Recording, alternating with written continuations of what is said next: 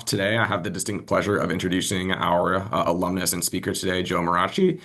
Joe graduated from Lehigh with a master's in educational leadership in 2015. Afterwards, he was building schools in low-income communities, eventually transitioning to the tech startup space where he was working in leadership and business development roles. In 2023, he went through some substantial personal and professional changes, leading to somewhat, I guess you could say, a collapse of his sense of identity.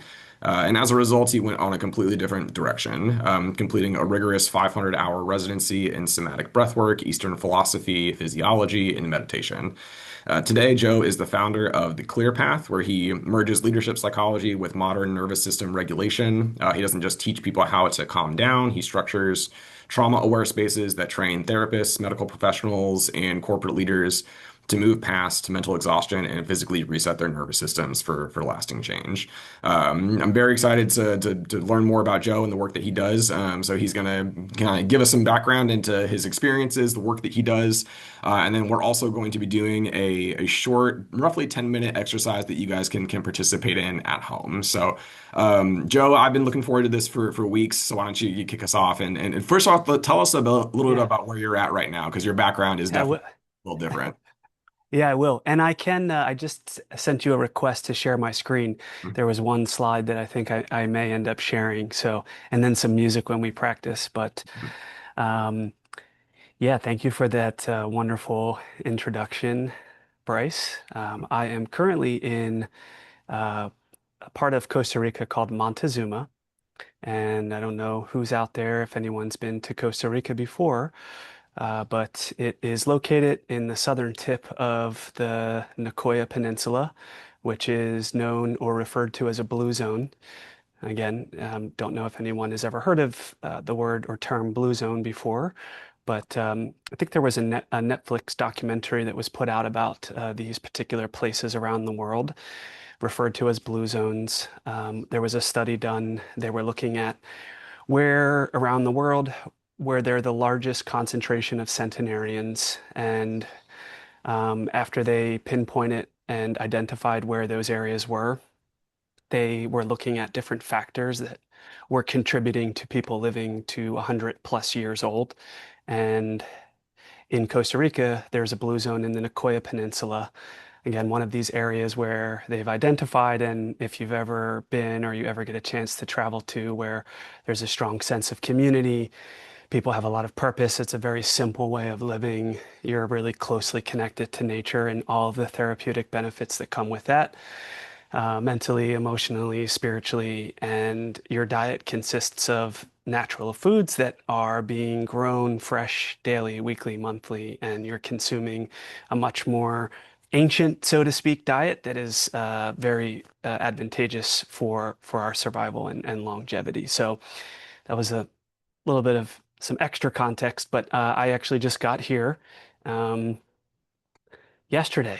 So I was coming from California and I spent the year here last year fine-tuning some of the work that I'm doing, and it really helped to emerge and build upon the somatic breathwork techniques and meditation and integration and a lot of the work that I currently do today. So very, very big part of my path and the path that I also guide others in as well. So I am here for the next 2 months doing retreat work. I have individuals and sometimes even groups that come to learn more about the techniques, but also as I was with that long introduction, exposing you to just being in nature and resetting the system is quite profound when you come to part of the world that is a blue zone like Costa Rica and like Montezuma. So yeah, I'm excited to be back here. This is a really powerful part of the world in Yeah, so many ways, and absolutely. it's a big part of my journey. Yeah, yeah, very different than a lot of kind of Western society traditionally, and the experiences that you're going to have there. I mean, even just from what you were talking about with the food that's around you. But so why don't you take us through a little bit about kind of your foundational experiences? Some of the pieces that really led you in the lead up to the work that you do. So basically, maybe from your time at Lehigh, and then up until maybe 2023, 2024. Yeah, Well, I'll just take it one quick step back before Lehigh and just talk about undergrad briefly, because I went to St. Joe's University in Philadelphia Mhm. and studied something completely different than what I ended up doing. But that experience shaped a lot of my philosophy and ethos around being of service. And so, even though I had studied business as part of my undergrad, I ended up getting into education and doing a teaching program called Teach for America out of undergrad. And so that took me into uh, San Antonio, Texas public school system. And then it took me back to Philadelphia to build a Catholic Jesuit high school in North Philadelphia. And I was a founding faculty member there teaching math. So we had just started the school with a ninth grade class. And then we had built up this high school to be ninth and then 10th, 11th, 12th. Um, and when I was there, I had an opportunity to study and deepen my practices at Lehigh in school leadership. So I did a master's program at Lehigh. It was the first year that the master's program was offered. It is known and it still exists, but it's referred to as the Urban Principles Academy at Lehigh. A man named John Drescher had started the program alongside of George White, who I believe both of them are still there in the education world at Lehigh. A lot of the classes were or took place at Mountaintop. So I spent 2 summers at Lehigh, and I'll talk just briefly about that program and how it kind of catapulted me into landing in Silicon Valley, and then we can kind of maybe more quickly get into the work that I do now. But I don't want to leave out any spaces in terms of people might be connected to certain parts of the journey and have questions. Um, a big focus of the program at Lehigh was on creativity and imagination, Mhm. and that spoke to me. And I remember taking some of the classes and wondering like what we were doing and why we were doing certain things.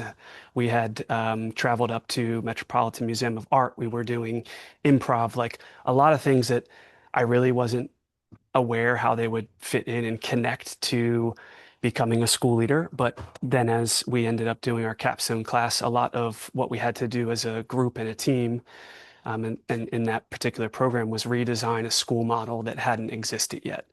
And in order to redesign systems and build systems from deeper inner knowing, we have to um, do things completely different and be exposed to techniques and modalities that take us outside of this sense of self that we may have constructed for such a long period of time, which probably dovetails into a lot of what I'm doing now. But um, yeah, so I'd finished that program at Lehigh and was charged up to continue leading and building new school models. And ultimately, that's what brought me out to Silicon Valley, where I had a chance to, again, build another Cristo Rey school serving low-income communities in East Side San Jose, but redesigning the complete academic architecture of the school. So how do we use technology to plug gaps in student learning and redesigning the way that teacher coaching model and support looked. So yeah, it was a pretty fundamental experience for the first part of my career in terms of how I got into education and ultimately my time at Lehigh and how quite different that program was. And now looking back, how profound it was to start from a place of creativity and imagination before uh, getting into the nuts and bolts of like actually building something. And I think there's a lot of overlap to the current curriculum that I teach and how I guide others through tapping into deeper states of awareness and intuition and inner knowing. And then from that space, ultimately, how do you cultivate and build?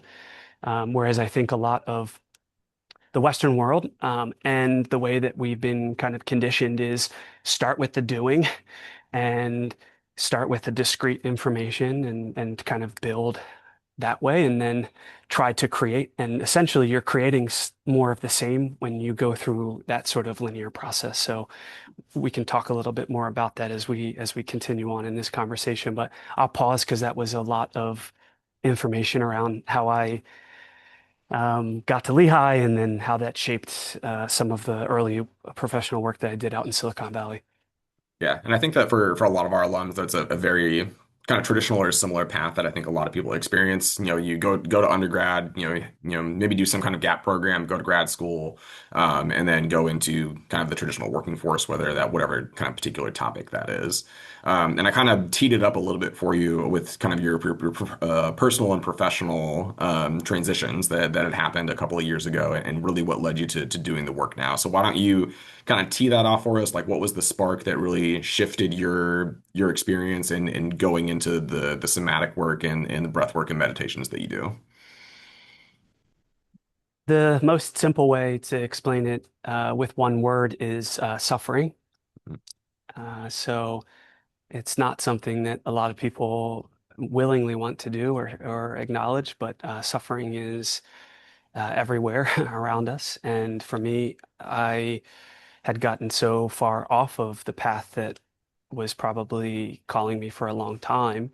And I had suffered for a lot of years, as I was mentioning, left education and really meaningful, impactful work, and out in Silicon Valley, wanting to learn about business and how to start a business. And so I started working for some tech companies. And if anyone out there is in tech, I'm probably preaching to the choir. I just felt my soul actually like leaving my body, and I felt this like disconnection building and lack of purpose, and not really feeling like I was building anything that was contributing to humanity and impacting things in a really beautiful way. That was happening at the same time of my own personal experiences. I was working through some pretty profound topics in my life. Um, Mother wounding, father wounding, doing some deep therapeutic work. I had just gotten into, or it was right around the time where I was considering like psychedelic assisted therapy and what that looked like or what that entailed through the use of ketamine in the US, since a lot of the more psychedelic substances and plant medicines aren't they're not legal in most states. So you see a lot of these sort of clinics that have popped up and emerged around the United States. And so yeah, there were so many things that were converging, and then the experience itself happened in Mexico, where I was in Sayulita, and I was actually on my way back to the U.S. And I still remember I was sitting at this cafe. I was waiting for the taxi to come pick me up, and I had looked to my right. There was a woman sitting there, and she looked at me, and I just saw light, and time and space had dissolved, and it's really the only way that I can explain it without words, but things changed significantly after that moment. And I tried to go back into the tech world, and I tried to be the doer and really operate from ego. And it worked until it didn't. And when it didn't, during the series of two layoffs within a year, the second layoff from, I think I was at Udemy at the time, um, I'd already started studying yoga, and I just knew that I was being called to deepen because I felt that there was something much more uh, profound underneath yoga than just the asana practice or the poses. So a lot of the West has adopted the poses, which are 10% of yoga. And the time in India, I ended up doing studies in the southern part of India in a small beach town called Aganda Beach in the southern part of Goa. But stayed there for, I thought would be a month. It ended up being 4 months. So was a really kind of profound um, initiation into what has emerged since then. But to put it rather succinctly, after sharing all that was suffering and trying multiple modalities and really being outside of the self and not knowing how to navigate that process. And then this experience where I would call it an awakening experience, where it was only through contact with seeing someone else that the concept of time and space dissolved. And then it led me into understanding more about the process and trusting intuition more, Mhm. and allowing the heart space to guide more of the path as opposed to the mind space. And this gets back to that shift around starting from a creative place as opposed to an analytical place, which also for people on this call, depending on if you studied the math and sciences at Lehigh, which are a pretty big part of the Lehigh curriculum, like it's a completely way of operating when you start from deeper inner knowing, and then you build from that Mhm. that place, as opposed to optimizing the brain and then saying, okay, well, how do I tap into inner knowing after I've optimized the brain? So, Yeah. Yeah, so let's get into that piece of it. So the somatic breathing work that you do is a very different type of kind of reflective modality, I guess you could say, than traditional talk therapy or kind of more cerebral type of processing in those experiences. So just give us a high level overview of like what is somatic breathing, what are the techniques like, and how does that relate differently compared to maybe traditional talk therapy or other ways that people process, traumatic experiences. yeah, this I think will be a good place for me to share my chart. Yeah. Yeah, Let go me ahead. Yeah. let me share my screen here. Okay. Um, Yep. can you see Yep. How patterns form, senses, nervous system, mind, and body.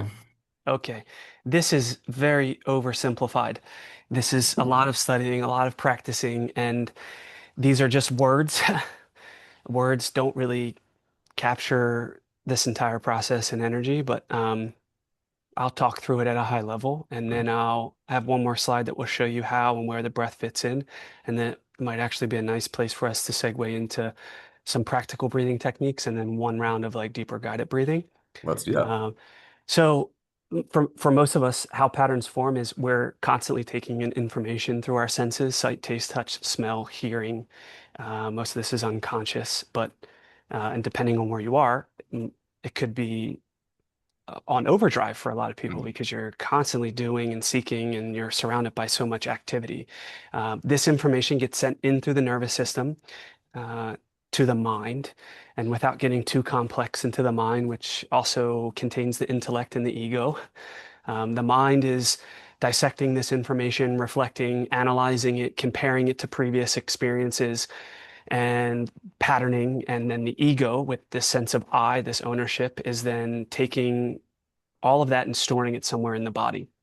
And that process is relatively unconscious for most people. And so we're going through life constantly taking in information and being pulled outside of the self, outside of this stillness and inner knowing, which is why you see and hear a lot of people talking about my nervous system is fried. How do I reset my nervous system?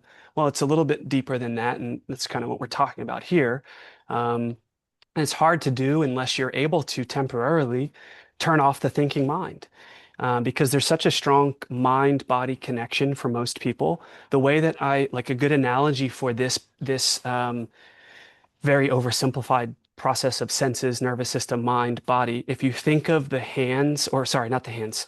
If you think of the senses as magnets and the mind as iron, this is how strongly we're taking in information without even realizing it, and then the mind is storing that information somewhere in the body. Most people, whether you're talking about tension or um, trauma and tension, it's trapped energy, it's trapped light. So, as human beings in this body, in the material world, we represent manifestation of light and energy. And when you start to work with the energy body, you're working in the layer between the mind and body. And when you are breathing, so a lot of the deeper breathing work that I do with people, um, I won't get into the loop. This is a little bit deeper. We won't have time for that in terms of how patterns stay stuck in people and they cycle through certain phases of where their energy goes. And again, most of it is unconscious. When we're breathing, what we're doing is we are temporarily turning off the thinking mind. So, because we are able to turn off the thinking mind, and you can go to any sort of retreat or have an experience where people are talking about this through a very scientific lens, and I can and do talk about this scientifically, but the way that I'm explaining it now is oversimplifying and leans more in like a spiritual direction. So that's the caveat that I'll give you about this slide. Like I'm not going to get into it right now and talk to you about like when you breathe, you're shifting out of beta brain waves into alpha, theta, delta, and gamma. Like that's not the conversation we're having right now. But it's also part of what people are exposed to in the West. There may be people that have heard of Joe Dispenza and have gone to and attend some of his retreats. He brings in a lot of science and he will talk to you because people, again, this is where the ego and the thinking mind comes in. What's happening to me when I'm in this state? I want to control this experience.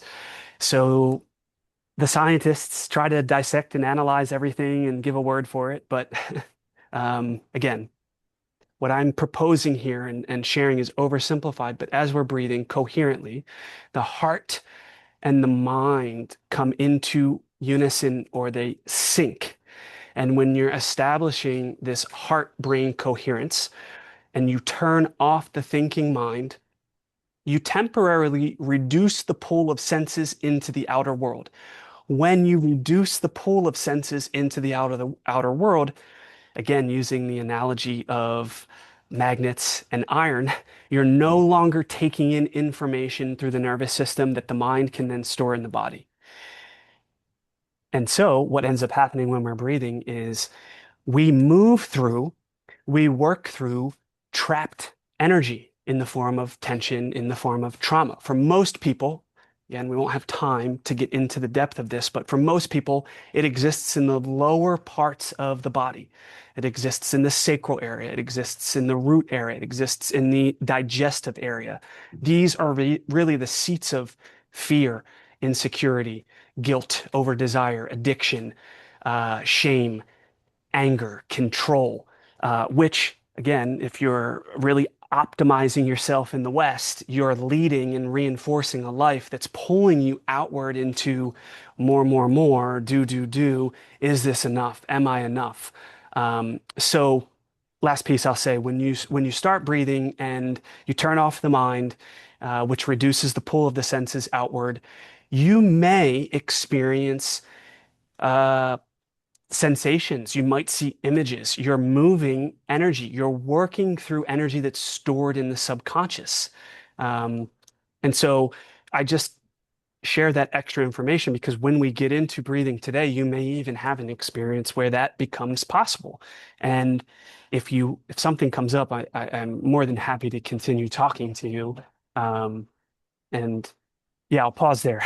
Yeah, we'll go from there. Yeah, I think so before we move into the exercise itself, I think kind of adjusting some of the language, at least from my perception of what you had just said, and how those tensions and things manifest in themselves, particularly in the lower body. Maybe that manifests itself in back pain, hip pain, digestive issues, gut issues, and like the rational brain, the rational thought could say like, oh, I'm lactose intolerant, or I've been, using poor posture and exercise, and like well, that likely is a contributing factor, but there's also potentially layers of other things that are presenting themselves, and you're just interpreting them as physical pain or discomfort or whatever that may look like. Yeah. And I know some things for people that they'll hear on this call is everything's not meant to be understood right now. This is Mhm. just a moment in time that I'm sharing something and you're hearing something. But if you look at, the West, and this is a relatively recent phenomenon, human evolution, like we created the laws of physics and we created bodies of work that revolve around science because we wanted to measure and dissect and analyze everything. And when you look at a lot of people in the world of science and even math that are doing some deeper work, they're talking about not being able to fully measure and analyze everything. And so they're moving in this direction of, well, maybe there's something underneath matter and our way of understanding the world around us. And this is energy, this is consciousness. So when you're breathing, you are working with energy. When you're working with energy, you are working with consciousness. And Mhm. again, it is a different, initially, if you've never been exposed or heard of it, it's different language than um, symptomology or ailments. The ailments are there. You walk into a modern hospital, what do you notice about the way that it's designed or set up? You have this wing dedicated to this part of the body. You have this wing dedicated to this part of the body. Most of the way that we treat things is by symptom, and it reinforces a sense of separation. So when you start to explore more holistic practices like breath work, like meditation, um, again, at first it might be unfamiliar and seem like, how do I place this? But there's something very profound that is happening in the body. So yeah, Absolutely. and So we're about 20 minutes left into the presentation. I want to make sure that we yeah, actually gives folks kind of the opportunity to go through the exercise or introduce kind of the structures and the systems that you're doing. So why don't you lead us through that? You said it's about a 10-minute exercise. Or we can keep diving deeper into kind of the more conversational pieces of it. So whichever direction that you want to jump into. yeah, I could talk for too long, so we'll shift gears. And I think it's the experiential part is really important here.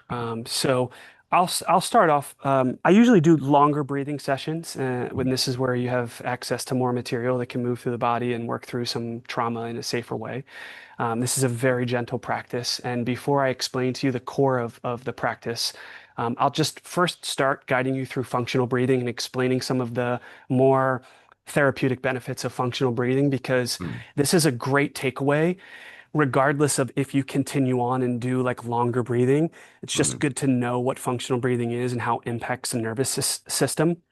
So most people are breathing dysfunctionally. They're breathing through the mouth, they're breathing into the chest, and they're breathing at a cadence of somewhere between 10 to 12 breaths per minute. mm, When we get into functional breathing, we see that cadence drop down to about the actual metric is 5.5 breaths per minute. We emphasize nasal breathing. There are a ton of benefits from breathing through the nose. The nose acts as a natural humidifier and purifier. You can actually stave off many diseases just from breathing through your nose and utilizing the filtration system that is inherent in nasal breathing. Um, Functional breathing is also diaphragmatic breathing. Um, I'll just tilt my camera here a little bit so you can see, and I can give you just a little bit of a demonstration. The diaphragm is shaped as this dome-like sheath that separates the lower intestines from the thoracic cavities in the lungs. Again, most people, um, even being on the computer, being on the phone, mm, the shoulders are rotating in and the breathing is in the chest. Okay, so let me just briefly show you what happens with diaphragmatic breathing. So now we breathe into the abdomen first. When I inhale, the abdomen expands. When the abdomen expands, the diaphragm contracts. Okay. mm, When the diaphragm contracts, a couple of things are happening. It's pushing on the lower intestines, so you're stimulating digestion. mm, Um, you also notice that the thoracic cavity expands, so you have more volume and capacity for air. So when you breathe diaphragmatically, again, it shifts you back into less breaths per minute because you can breathe more deeply and fully. So when I inhale, abdomen expands first, then the chest expands, and then when I exhale, the chest contracts and the abdomen contracts. The other thing I'll point out to you about functional breathing, just from a very practical standpoint, when I inhale and exhale, this is the diaphragm.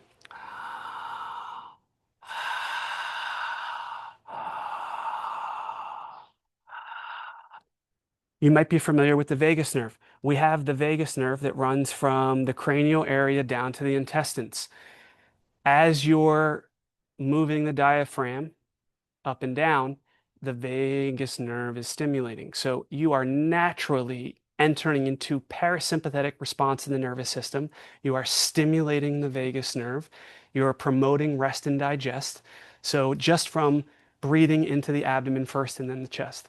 And 99% of people are just breathing into the chest or oftentimes holding their breath into the chest. Um, so taking your right hand, placing it on your abdomen, taking your left hand, placing it on your chest, maybe softening your gaze.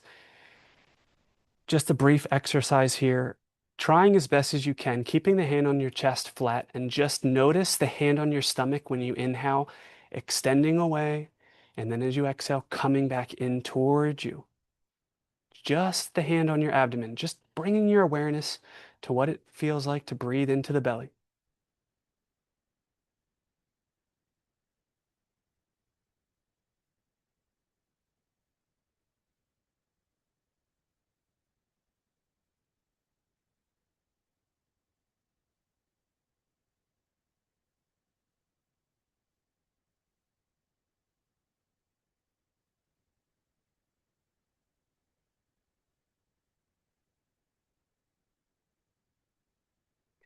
Good. Finishing the breath that you're on. Now trying to keep your hand as best as you can that's on your abdomen where it is and focus just on the chest. And as you inhale and exhale, notice the chest expanding so your hand extends away and then comes back toward you. And again, I know that your hand on your stomach might move slightly, but the purpose is just to notice what it feels like to breathe just into your chest. Taking a few breaths here.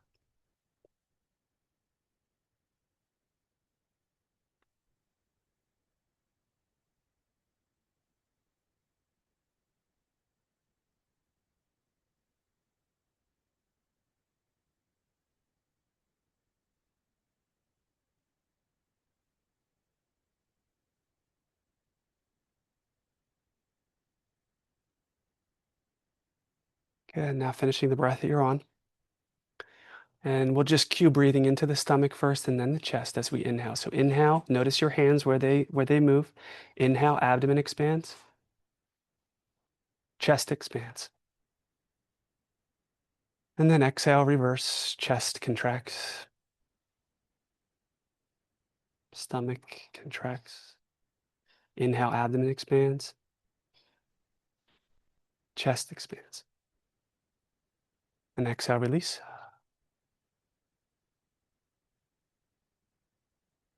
Inhale, abdomen expands, chest expands. And exhale, release.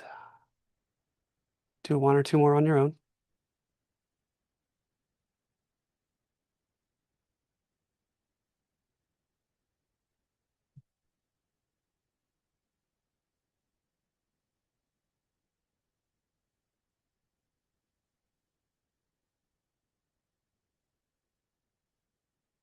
Good. And returning to normal breathing. Good. And then I'll lead you into a deeper breathing exercise. We'll do about 5 to 6 minutes, just given time.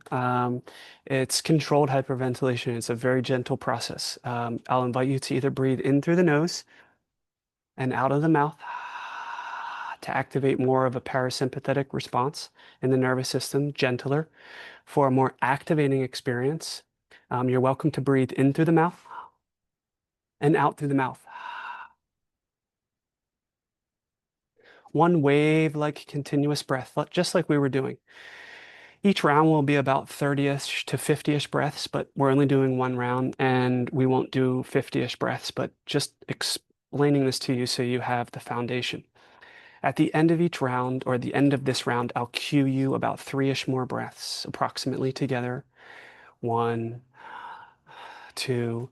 On the third breath, I'll cue to exhale all the air out of the lungs completely and then hold. You'll hold the breath out for about a minute. If it's your first time practicing, you're welcome to take a tiny small sip of air in during that minute, and then see if you can throw the breath back out and hold or just feel what it's like to hold for that full minute. At the end of the minute, I'll cue you to take a deep breath in and hold, pulling the belly in toward the spine, pressurizing the air up into the chest and the lungs and the brain, and then lifting your eyes, gazing slightly at the point between your eyebrows. We'll hold that for about 30 seconds and then exhale, release. The end is the reward. This is the integration. You don't have anything to do except collect the benefits of the practice. I've already talked through a lot of what you might expect during this particular practice, but a lot may surface mentally, emotionally, spiritually, physiologically, especially as we get into longer and deeper rounds. But I will be present and available for a few minutes for questions afterward as well. And happy to dive into more of One quick question about the advantage, I'll answer as it just popped up.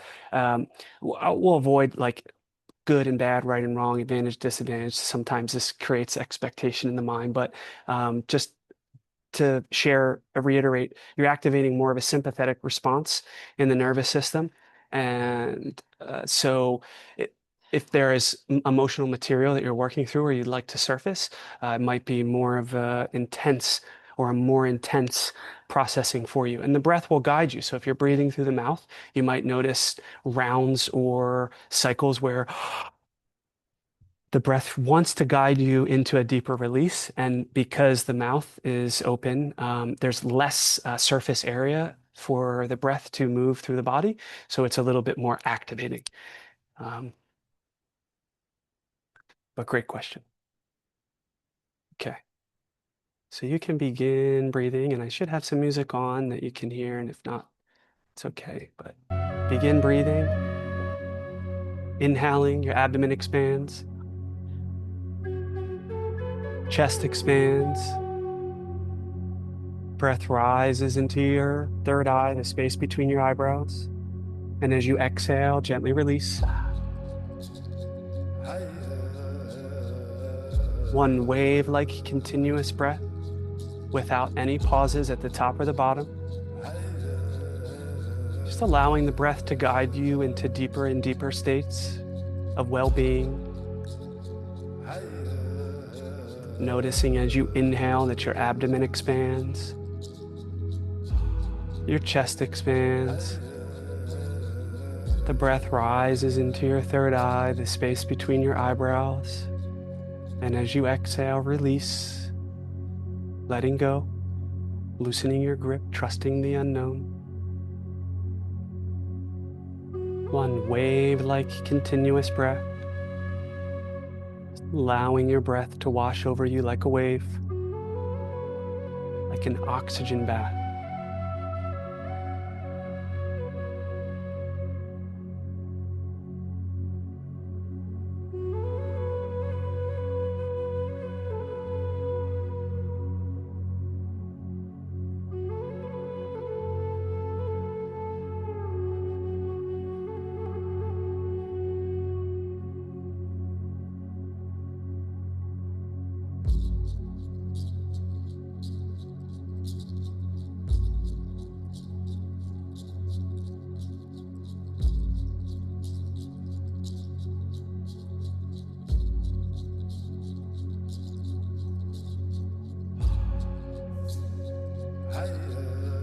Good. Continuing to breathe.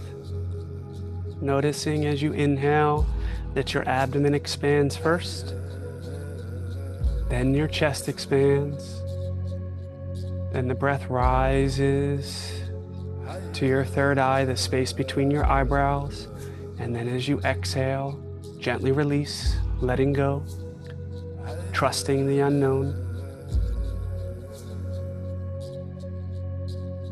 guiding you into deeper and deeper states of well-being, mentally, emotionally, physiologically, spiritually.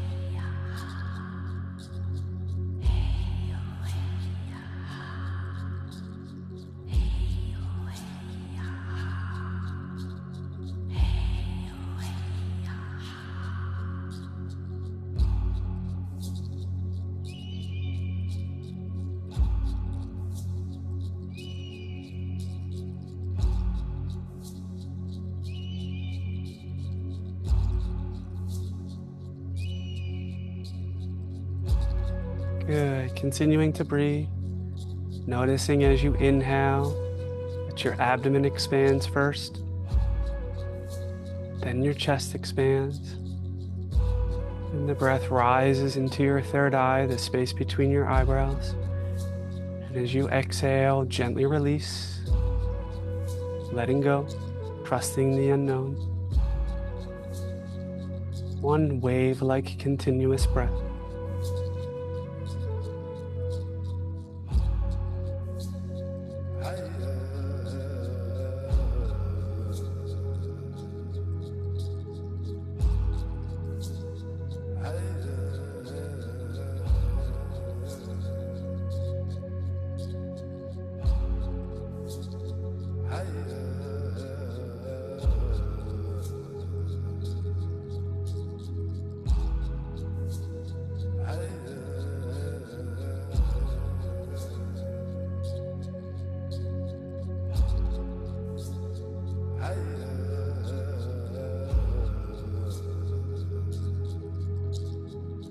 Continuing to breathe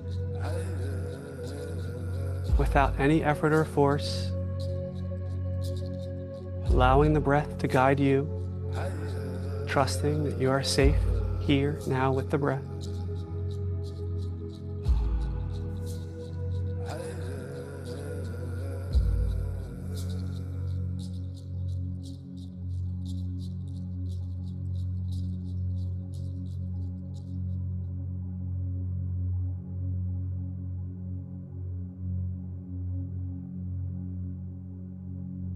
And if you're with me, about 3-ish more breaths approximately together before our breath hold. Inhaling and exhaling. 1. Inhaling and exhaling.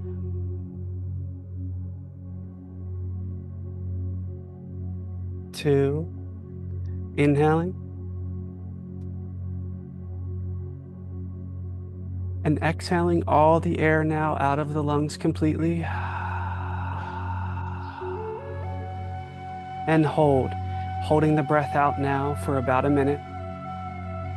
You may start to notice tingling sensation in the fingertips and the toes, maybe lightheadedness.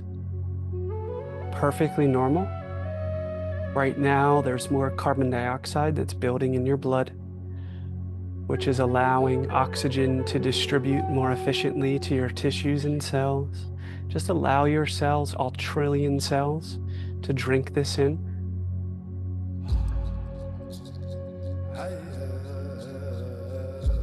If it's your first time practicing, you're welcome to take a tiny small sip of air in and then see if you can throw the breath back out, feeling what it's like to hold for that full minute.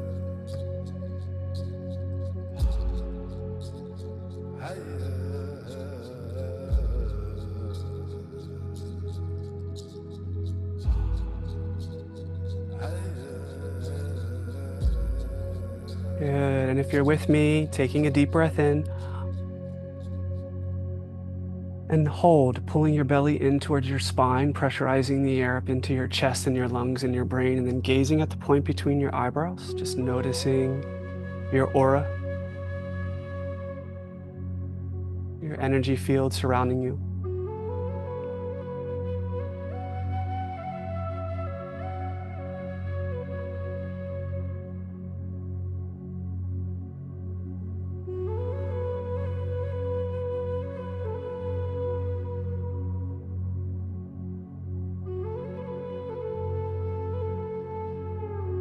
And then exhale, release. And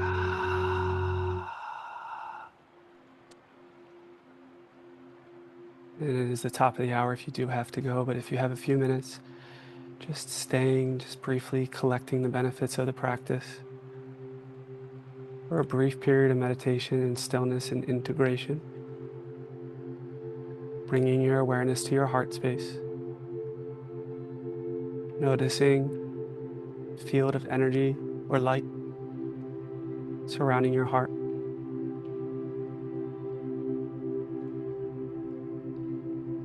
The seat of unconditional love, of courage.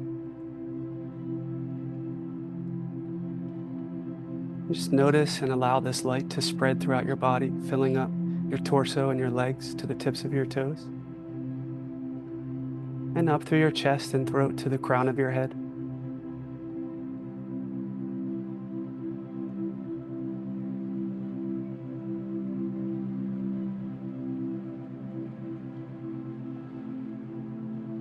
Gazing at the point between your eyebrows, noticing where this light within you merges with a tunnel of light, expanding outward.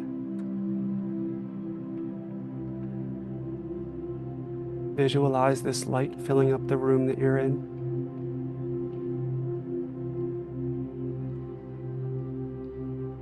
filling up the city that you're in,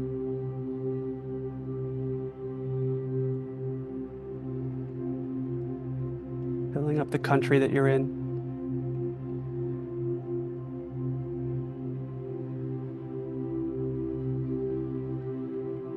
Notice as this light expands outward to surround the entire world.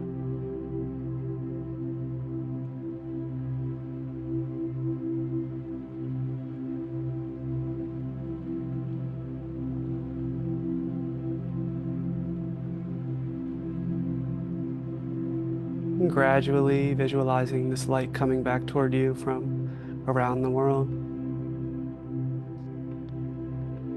through the country that you're in,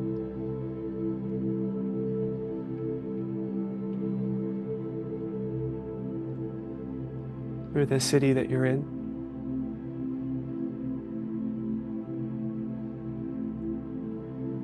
and the room that you're in,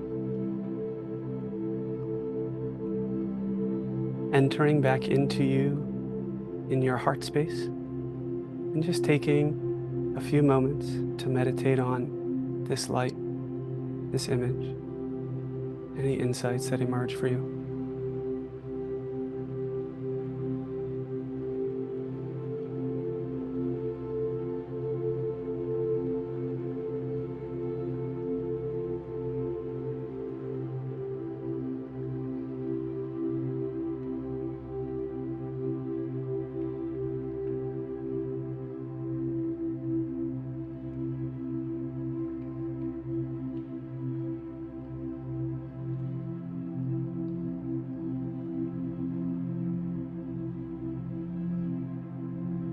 Gradually starting to become aware of the breath again, the body noticing the gentle rise and fall of the chest, maybe wiggling your fingers and toes a bit, maybe rotating your wrists and your ankles in a clockwise motion and then a counterclockwise motion. Maybe doing a few circles gently with your neck, rotating in a circular pattern clockwise and counterclockwise.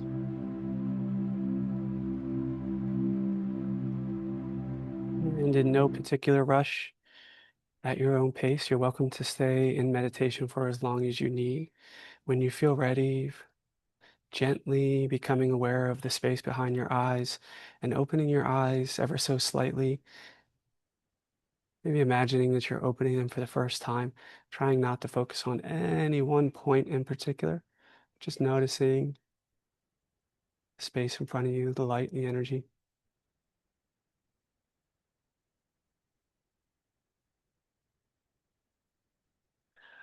And I do apologize for going over.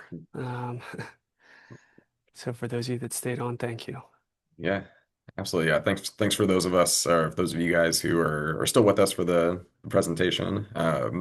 Very interesting experience for me, kind of going through that. Kind of once we got through the end of the very bottom of the breath hold, I kind of had this initial like once I let everything out, I'm thinking like, oh, I need to breathe back in again. That immediate like suck it back in. So I kind of had to talk myself back, like, no, just hold your breath and.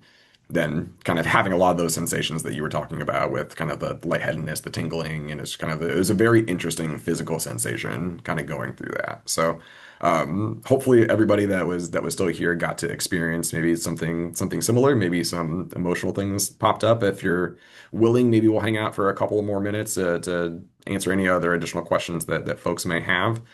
We did get one come in from Alan. Are you familiar with the 4-8-7 breathing technique popularized by Dr. Andrew Well? I'm not familiar with it. Have you heard of it? Uh, didn't know it was popularized by Dr. Andrew Weil, but yes, very familiar with it. It's great for anxiety. It's great for sleep. I do this practice often. So inhaling for a count of 4, holding for a count of 7, Mhm. and then exhaling for a count of 8. Mhm. Gotcha. So that's kind of the basic structure of that type of practice. Yeah, it's very, very good for, again, anxiety and sleep, whether it's putting yourself or getting back to sleep or Mhm. to relax and prepare for sleep. Yeah, absolutely. Yeah. So, kind of going through, let's talk a little bit more about kind of the stress and anxiety side of things. I think for me, a lot of people on a daily basis are so overstimulated. They're stressed about their experiences at work, in life, at home, whatever those pieces are. And, what are some, you talked about the functional breathing piece before the exercise itself. So, how can our audience or our alumni, people that are connected to the Lehigh community better, manage that through doing breath exercises like this? Like, what are some small things that they can do if they don't want to do the full exercise, but something small, tactical, and that they can use as an immediate takeaway? I have a video out where it's just a brief video, but it's just exactly what we just did. It's one Mm, round, and it's less than 10 minutes. And so it's a great way to connect back in and again, already, seeing some of the benefits just briefly in your experience here right now. So let mm, me just put it in the chat so you have it.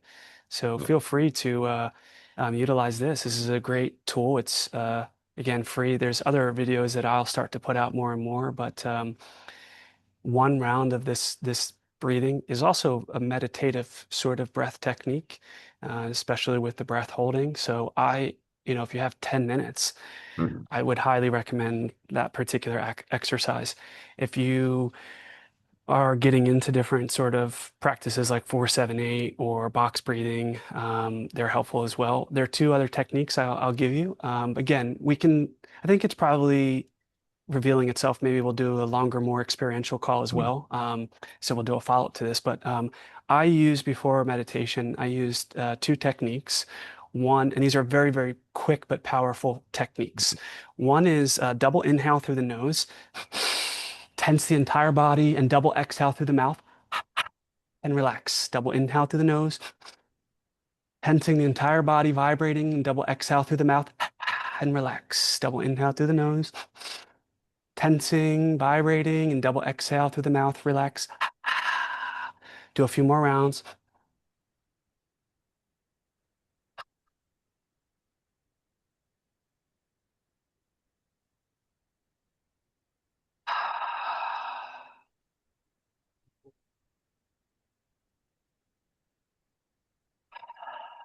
Good. The second exercise is even count or measured breathing, different than box breathing. This is a three-part breath. So we'll inhale for the same count, that will hold for the same count, that will exhale for the same count. I'll start you off with a 6, and then as you practice, maybe you do 4 or 8 or 10 or 20, depending on what comes in for you. But begin inhaling. 2, 3, 4, 5, 6. Hold. 2, 3, 4, 5, 6. Exhale. 2, 3, 4, 5, 6. Inhale. 2, 3, 4, 5, 6. Hold. 2, 3, 4, 5, 6. Exhale. 2, 3, 4, 5, 6. Inhale. 2, 3, 4, 5, 6. Hold. 2, 3, 4, 5, 6. Exhale. 2, 3, 4, 5, 6. Maybe do 1 or 2 rounds on your own.